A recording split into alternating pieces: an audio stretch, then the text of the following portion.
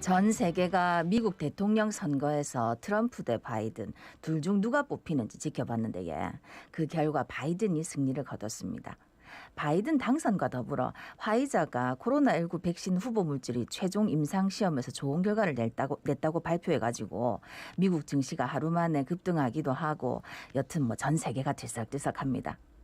그런데 이제 바이든 미국 대통령이 과연 우리나라 경제에는 득이 될지 실이 될지 궁금한데 오늘 전문가와 얘기 한번 나눠보겠습니다. 예, 인하대학교 국제통상학과 정인교 교수 전화 연결되어 있습니다. 교수님 안녕하십니까? 안녕하십니까? 네, 안녕하세요. 정인교입니다. 예, 사실 외신들은 다 바이든 대통령 당선자 이렇게 얘기하는데 실제로 미국 언론들은 트럼프 대통령이 계속 이제 소송 가능성을 제기하고 불법 제기해가지고 이 당선자라는 표현을 쉽게 못 쓴다고 그러더라고요. 어쨌든 우리는 당선이 됐다라고 생각하고 말씀을 전하겠습니다. 이 바이든이 당선이 됐는데 그 바이든 대통령 당선자 이 공약 사항을 좀 말씀해 주실까요? 예, 아직까지는 뭐 대부분 국내 정책, 특히 그 선거로 그 미 국민이 공화당, 민주당 양 진영으로 갈렸는데 이걸 어떻게 통합할 건가가 핵심이고요. 예. 코로나 문제라든가 경제 살리기, 또 인종차별 문제 뭐 이런 게 지금 현재 바이든 인수위 측에서 살펴보고 있는 주요 내용이 되겠습니다. 네, 뭐 이제 자국을 어떻게 할지가 사실 제일 중요한 문제일 텐데 저희 입장에서 궁금한 거는 이제 그러면 한국 경제나 아니면 금융시장은 어떻게 변화될지 이게 좀 궁금하거든요. 어떻게 보십니까? 예, 이제 트럼프 대통령은 사실 그동안에 정치를 하면서 아주 그 거친 모습을 많이 보였지 않습니까? 예. 그런데 이제 바이든 당선인은 뭐 말 그대로 기공자, 젠틀맨 모습을 보여왔기 때문에 일단은 뭐 트럼프보다는 좀 낫지 않겠나라는 이제 그런 기대감을 일단 갖고 있는 것 같고요. 예. 하지만은 미 의회 상원 하원 모두 지금 민주당 트럼프 그러니까 바이든 후보 측으로 보면 이게 소수당으로 돼버렸어요. 예, 네, 민주당이 네. 이제 선거에서 상대적 열세죠. 의회 선거에서는 사실 졌다라고 볼 수 있고. 예. 그러니까 지금 장밋빛 어떤 그런 공약들을 지금 뭐 이제 집권을 앞두고 내놓고 있지만은 미국에서는 이제 균형 예산법 때문에 그 재원을 조달하려고 그러면 의회로부터 승인을 받아야 되는데 이게 이제 국내 정치가 쉽지 않을 겁니다. 이제 과거에는 미국이 내수 진작을 하면 우리나라 수출에 도움이 되었는데 지금 저 바이든 대통령 인수위 측에서 얘기하는 거 보면은 어쨌든 미국에서 주로 사들이는 이런 재정을 풀겠다라는 입장이기 때문에 우리 수출에는 그다지 도움이 될 가능성이 없다라고 볼 수 있고 금융하면 우리가 뭐 외환 금리 주식 등등 봐야 되는데 주식 시장은 아마 명암이 제법 엇갈릴 겁니다.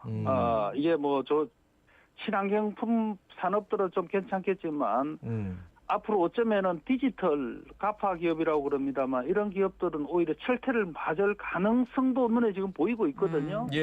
크게 보면 리스크 요인이 사실은 더 커질 수 있다라고 봐야 됩니다. 그러니까 미국의 굉장히 큼직큼직한 뭐 구글이며 애플이며 이런 기업들도 제재를 당할 가능성이 있다. 뭐 이런 기사도 보이더라고요. 그렇습니다. 예. 근데 사실 저희 입장에서는 이제 남북 관계 얘기도 뭐 안 할 수가 없습니다. 사실 트럼프 같은 경우에는 기존의 외교적 수사를 뭐 다 절차를 다 뭐 없앴다고 해도 과언이 아닌데 이게 절차적으로 다 지키면서 탑다운이 아니라 바텀업, 그러니까 바닥에서부터 올라가는 이런 식으로 이제 외교 정책이 되면 이제 또 차일피일 또 남북 관계가 계속 미뤄지지 않을까 이런 예상도 나오더라고요. 어떻게 보십니까? 예, 그렇습니다. 이제 트럼프 대통령 같은 경우에는 뭐 본인이 지시하면은 다 된다라는 말 그대로 이제 기업 경영하듯이 국가 관계도 국제 관계도 그렇게 해왔고 또 어쩌면은 또 뭐 남북 관계가 그동안에 고착되어 있었기 때문에 그러다 보면은 뭐 또 좋은 어떤 결과가 있지 않겠나라고 우리도 그런 기대감을 가졌는데 현재 보면은 뭐 오히려 관계가 더 악화됐지 않냐라는 이제 이런 결론에 도달하고 있어서 바이든이 되면 그럼 어떻게 될 거냐. 이제 민주당 같은 경우는 사실 원칙을 강조를 하죠. 미국 같은 나라는 원칙 없이 그렇게 대통령이 이렇게 지시하고 해가지고 돌아가기 어려운 구조로 돼 있는데다가 더군다나 또 남북 관계 같은 경우에는 따질 게 많지 않습니까? 그런 면에 있어서는 근본적인 어떤 그런 원칙을 따라서 북한도 이에 대해서 적응하도록 해서 나가는 게 어떤 면에 있어서는 또 도움이 될 수도 있다라는 생각이 듭니다. 네. 그러면 이제 우리나라는 어떤 식으로 대응을 하면 좋을까요? 뭐 분야가 뭐 많은데요. 사실은 네네. 저는 지금 무슨 남북 문제라든가 정치라든가 이런 건 제 전공이 아니고요. 예, 예. 질문을 이제 뭘로 하시는지 모르겠습니다만 네네. 그럼 통상으로 네, 어떻게 예. 될것 같습니까? 제일 중요한 게 지금 이제 대외 관계 아니겠습니까? 네. 지금 뭐 우리가 이제 새 정부가 바뀌고 하면은 우리나라 수출이 어떻게 될 거냐. 네네. 또 그동안의 미중 갈등이 뭐 대부분 다 악화될 수 있다라고들 그러는데 이 상황에서 그럼 우리가 어떻게 해야 되냐. 지금은 사실은 우리가 뭐 미국하고 중국 양 지역 장 두 국가에 대해서 네. 뭐 미국에는 주로 안보에 의존하고 경제는 중국에 중국을 의존했죠. 주로 중시하는 이제 이런 스탠스를 양 지역을 모두 다 활용해 왔는데 네네.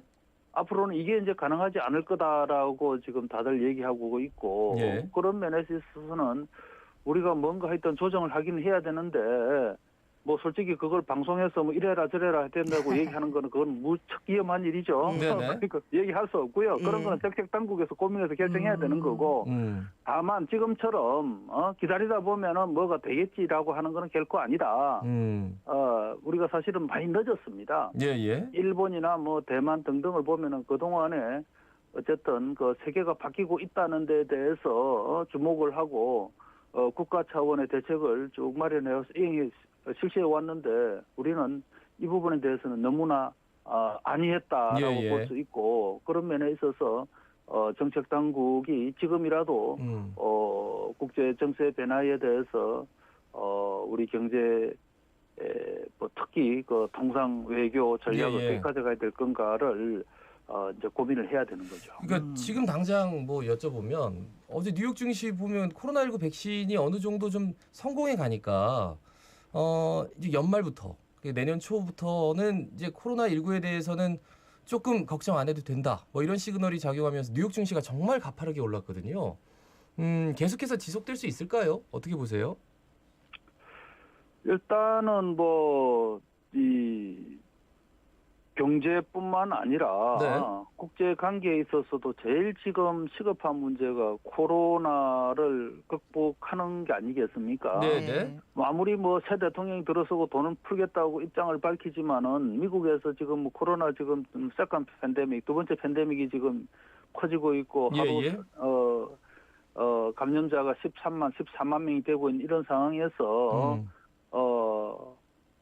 이걸 통제를 못하면 미국 경제는 뭐 상당히 침체로 갈 수밖에 없는데 이제 그런 면에 있어서 이제 그 기대감을 그 희소식이 그 주식시장에 그 반영이 됐다라고 봐야 되고 두 번째는 이제 이번에 이제 코로나 백신이 제대로 개발이 되고 하면은 바이오 산업이 또 새로운 어떤 그런 그 투자 대상 품목으로 뜰 수 있는 겁니다. 그러니까 새로운 산업의 등장 기회도 있다. 이제 이런 게 이제 선반영된 거고 이게 뭐 실제로 돈이 될 건가 안 될 건가는 더 두고 봐야 되겠죠. 왜냐하면 코로나 상황에 뭐 여러 개 달려 있기 때문에 그럴 겁니다. 네. 근데 뭐 보니까 트럼프 대통령 같은 경우에도 득표수로 보면 저번 선거보다 더 많이 받았다더라고요. 일단 이제 결과는 졌지만 아마 그런 게 저 트럼프 대통령 당시 미국 경제가 좀 좋았기 때문에 그런 게 아닌가 하는 의견들이 많던데 이 바이든 시대가 되면 이 미국 경제는 전체적으로 좀 어떨까 좀 또 같이 안정적으로 갈 수 있을까요? 네, 가장 중요한 건 코로나한테 달렸다. 예, 지금 코로나가 뭐 백신이든 뭐 또 뭐 마스크를 쓰든 뭘 해서 코로나가 진정이 되어진다고 그러면은 그동안에 사실 억눌린 소비가 있지 않습니까? 다들 집안에 있기 때문에 소비를 제대로 못했고 이랬기 때문에 그런 억눌린 소비가 폭발할 수가 있고 두 번째는 어쨌든 그 미국의 정치적 상황이 어렵다 손 치더라도 코로나 대책으로 새 정부에서 돈은 제법 풀 겁니다. 그런 효과가 있을 수 있고, 이제 그게 이제 앞으로 뭐 1, 2년은 지속이 되겠죠. 그러나 이제 이게 장기적으로 어떻게 될 거냐, 이거는 또 이제 또 다른 문제고요. 그래서 뭐 이 두 가지가 결국은 이제 어떻게 되느냐에 따라 예, 예. 달렸지.